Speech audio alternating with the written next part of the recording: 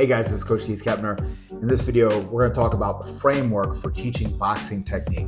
So this is very helpful and very important for people that are just getting into coaching. Maybe if you've been coaching for a while, it will help you refresh on some things because you're a good coach. So you're always looking to be reminded of things you forgot or look at new ways to present things and create better leverage. And then also it's important for the boxers as well to be a better learner, to be more coachable. Your success and failure as an athlete is largely, through my experience, determined by your coachability, right? Now, why should you listen to me? I've coached boxers, professional amateur boxers for going on about 15 years. I've taken guys from complete zero, never putting on a pair of boxing gloves, and brought them to elite levels, including professional and fighting on national television. And then I was coached and mentored by my father, who was a professional boxing coach for multiple decades. And then he was coached and mentored under Chuck Bodak, who worked with over 50 world champions that we teach the lineage of, I teach the lineage of, and Chuck was also the Olympic coach for Muhammad Ali. So let's talk about the how, the why, and how to create those outcomes with coaching and teaching. So first off is the why. It's very important, I believe, for athletes, for boxers to understand the why. It's not simply do this and do this more. It's very important to understand, I believe, the theory to get to the higher level. Now, of course, do you need this to just do some basic boxing stuff and even to fight? No, some guys, they do this stuff, they can't explain why it works and they just do it. But I think it is important to have that deeper understanding, all right? So understanding the theory. Let's take a classic example of theory of maybe starting with a jab and finishing with a jab, explaining the theory of why that is, or the theory of why keeping the chin down is good. Explaining those theories so people understand. Not saying simply do it because I told you to, stupid. You need to actually understand, okay? And if you don't understand, you need to find out. And through finding out more and through teaching more, you will learn more sometimes. And then next is the upsides and the downsides, or the trade-offs. It is very important for every single move that you teach, in my opinion, for you to understand, whether you're a boxer or a coach, to understand the trade-offs.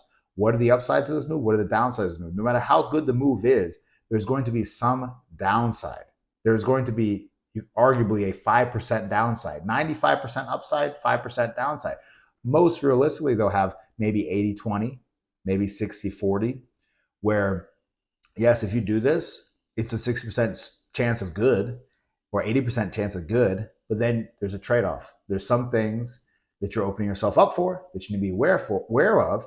And if your coach is coaching you in a fashion and says, oh no, there's no downside to it, there's no absolute way that anyone could ever counter that move, they're either lying to you or they don't know. And it's not a good place to be. The world is not black and white, specifically boxing. It's gray. And it's called martial arts for a reason. Art has chaos. It has minutia. It has nuance. There are, of course, physical laws, but within that, there's a ton of nuance. Now, the last one is, what's the answer to the answer? So being able to know, similar to trade-offs, but what is the answer to the answer? So if we do a move and our opponent has an answer, what is our answer to their answer? Yes, and so it's very important with tactics, strategies, and techniques in general, which is what falls under tactics, knowing what someone's answer to that move could be, and therefore what our answer needs to be. Thinking just one step ahead. We're not even going into the realm of chess at this point. We're just talking simply about checkers, answering the answer. Very important to include that. Now, do you include this all with a beginner when you're first teaching them a basic 1-2 and things like that? No.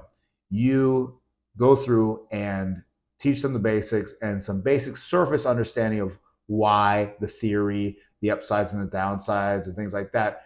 And then as you go further working with the boxer, or you go further on your boxing journey, then you understand more of these things. But don't neglect the time spent understanding this stuff, because if you do, then you may end up at an elite level and all of a sudden someone has an answer to your answer, you don't have the answer.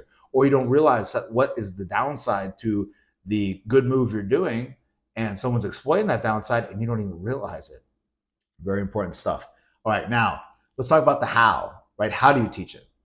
Broken down to 3 basic categories for how people learn. Now, of course, there's a lot more ways people learn, but these are just good 3 chunks to think of. It's a structure or a tool for thinking as opposed to the actual physical world. All right. So you have visual, which is seeing, demonstration, kinesthetic, the doing and the feeling of it. And then you have auditory, which is hearing. And you could say, auditory is a few different things, but let's dive into it. So first one is visual. So proper demonstration of the technique. So often I'll be explaining something, but when you actually show someone how it's done, and the movement pattern, they got it.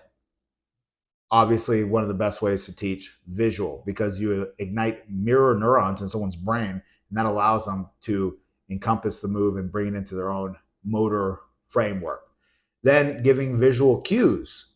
So look for this, look for that. Someone's in the mirror shadow boxing, giving them that visual cue of watching themselves in the mirror and, hey, watch for this elbow, make sure that elbow goes a little bit higher, or make sure this happens, or make sure that foot comes up, watch for that foot to come up.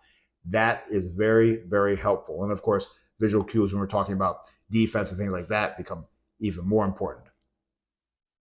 Then you have kinesthetic. So focusing on the feel of the move, right? How does the move feel, or different cues with that? So it could be something simply as feel that shoulder hit your jaw. That means, you pop the shoulder up and the chin is down. Different things like that, as well as an example of this is, let's say, taking a towel and putting it under someone's elbow to help them keep their elbow in. That's using kinesthetic or feel to get them in a good position. And this goes along with physical constraints as well, making it so someone literally can't go wide with their punches, putting them up against a wall, things of that nature are the kinesthetic. Now, physical constraints, let's talk about that, like with the mitts. So miss hits. So for instance, somebody's throwing a punch and you make the miss and you hit them on the side where the hand should be. And then of course you have having someone throw punches up against the wall so they can't get too wide. You have floors, meaning you hold the mitt under punches so that they can't drop the punch afterwards and things of that nature. You have ceilings, meaning they can't raise it up to throw it as well. And that it allows you to manipulate the space so that now they have so many constraints on what they're doing, they have to throw it in a certain parameter without you even having to explain it. So think about how often on the mitts and things like that, you might tell someone, keep your hands up, keep your hands up, keep your hands up, keep your hands up. But until you make a miss and hit them with the side that they're dropping the hand on, they don't even, they hear you, but they don't know. They need to physically feel it. And that is kinesthetic coaching. Classic one I love is the miss and hit with the mitts. It takes some timing, takes some technique with the mitts and experience, but very, very, very, very important and helpful. Next one is auditory.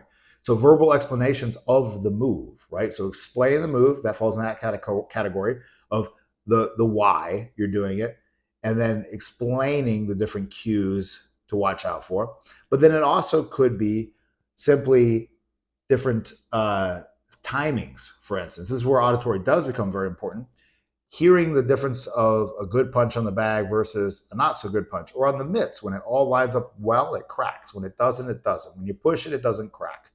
Things like that are auditory cues, but also timing cues of bam, bam versus bam, bam. So often I'll be working with somebody and they're throwing punches, boom, boom. And I tell them, hey, make it bam, bam, bam. And then they get it, bam, bam, bam. Basic auditory ideas. Now, with other auditory cues, let's talk about verbal reinforcement.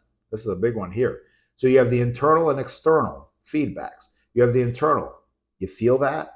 So you're basically asking the athlete, the fighter, to go inside of themselves and self-evaluate. And that helps reinforce learning and then allows them to replicate that over and over and over again. Versus, hey, I saw you do this or I saw you do that. That's very helpful too. But asking an athlete what they feel and did you feel that? So example, let's say I'm teaching how to throw a certain punch and they get it right. I ask them, do you feel that? Did you feel that? That was the one. They're like, yeah, I did feel that one. And then it helps them to be able to self-evaluate, because the goal is with coaching is not to create a whole bunch of robots that require you as the master worker of everything as the coach. But the goal is for each one of these people, each one of these human beings, to be their own autonomous fighters that can operate on their own. They know it. They know how to do it. They're strategic. They're tactical, all that stuff. And so you basically have like Napoleon's armies where they could all operate autonomously. That is the best thing. My favorite times in the corner is when I do nothing. Not because I'm lazy, but because that means the athlete is truly locked in. Versus the times when you have to pull it from the fire as a coach and do all this stuff that people look at as good coaching. Well, that is good coaching, but it's only one type of good coaching, meaning that things went so wrong or the athlete is in such a thin line of winning and losing that the coach has to come in as that extra factor. Now, what about the other type which is you had all the preparation, you built up that boxer, you built up the mentally and physically and tactically and everything else so that they're able to operate as their own army. And then therefore you as the coach, you're just there. You're just there just in case those clutch moments come. But because of all that proper preparation, that boxer is able to perform. Those are the most beautiful things. When my job as a coach is just to say, there you go, that's it. Do that, keep doing it, right? That's my favorite times as a coach, not when I'm having to pull it from the fire. Because then, you could say, if you're an egotist, that is your favorite times as a coach, because then it gets to be all about you in that fight moment, which typically it's not. But I love the opposite. Now, external feedback, there it is. So that's what I'm talking about right there, where someone's doing everything they should be doing because they've really developed themselves as a combat athlete, as a boxer. And I'm saying, there it is, there you go. You got it. Exactly. Or I'd say like, exactly, perfect, beautiful. All those things like that are reinforcing external feedback that, hey, that was it. Because sometimes when you're learning technique and things like that, it's almost, I analogize it to reaching in the dark. You're in a dark room, or your eyes are closed, and you're trying to reach out and grab the right thing that you're looking for, the tool you're looking for, and you don't feel it, you feel it, and sometimes not everyone feels it. They don't have that internal feedback, and so you need to let them know that was it, right? You don't know if that was the device you're looking for, and to have a voice, your coach, say, that's it. You're like, oh, I got it. Excellent. Now, if you enjoyed this video, watch this video right here, where I go through some different ways to do fire mitt work. It's a video from about like 5 years ago, so I've probably added and changed some things around, but it's a good template. It's a good base for you to build off of, particularly if you're newer to mitt work and things like that. And we're not talking about just like fancy mitt work. And also, if you want to work with me, I'd love to work with you. I have the elite level program where I build out programs for fighters. And also, I help out some coaches where I build out programs for their fighters. So it's a good thing to look at, and I'd love to work with you if you seem like it might be a good fit. So make sure you check out this video right here. Click like, subscribe, comment below. I'd love to hear your thoughts, and I'll see you on the next video.